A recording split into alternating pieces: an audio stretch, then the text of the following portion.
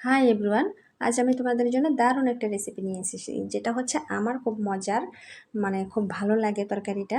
তোমরা একদিন ট্রাই করে দেখতে পারো। সয়াবিন তরকারি। তো সয়াবিনগুলো আমি এখন ভিজিয়ে নিয়েছি নরম হওয়ার জন্য। সাথে নিয়েছি আলু কেটে। তো আর নিয়েছি মশলার মধ্যে হচ্ছে ধনিয়া গুঁড়ো, 2টা কাঁচামরিচ, একটা শুকনো মরিচ, একটা কিছু আদা বাটা, জিরা, আর হচ্ছে এলাচ, গোলমরিচ, লবঙ্গ। এগুলো আমি বেটে নিয়েছি। বেটে নেওয়ার মাঝখানে হচ্ছে সয়াবিনগুলো যে ভিজিয়ে রেখেছি সেটা ধুয়ে নিয়েছি। এখন হচ্ছে কেটে রাখা আলুগুলো কড়াইতে দিয়ে দিয়েছি সাদা তেলের সাথে। সাথে একটু লবণ দিয়েছি। আলুগুলো আমি একটু ভেজে নেব।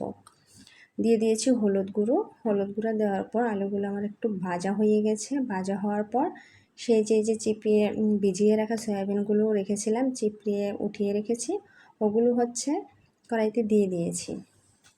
কড়াইতে সয়াবিনগুলো এখন ভাজা হচ্ছে। দেখো সয়াবিনগুলো কতটা লাল লাল করে ভেজেছি। অবশ্যই সয়াবিনগুলো অনেক লাল করে ভাজতে হবে।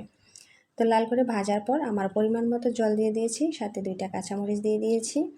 এখন ওগুলো আমি একটা বাটিতে নামিয়ে রেখে তারপরে হচ্ছে কড়াইতে বেটে রাখা মশলাগুলো এক এক করে দিয়ে দিচ্ছি। প্রথমে জিরা বাটা দিয়ে দিয়েছি, সাথে তো দেখতেই পাচ্ছ শুকনো মরিচ আর হচ্ছে আস্ত জিরা দিয়ে দিয়েছি, একটা তেজপাতা, আদা বাটা আর হচ্ছে ধনিয়া গুঁড়া একসাথে সব দিয়ে দিয়েছি। এখন হচ্ছে মশলাগুলো আমি খুব ভালো করে কষিয়ে নেব। মশলাগুলো দেখো আমার অনেকটা হয়ে আসছে। তো এখন আমি তখন হচ্ছে হলুদ গুঁড়াটা একটু কম দিয়েছিলাম, এখন হলুদ গুঁড়াটা আর একটু আমার পরিমাণ মতো দিয়ে নিয়েছি।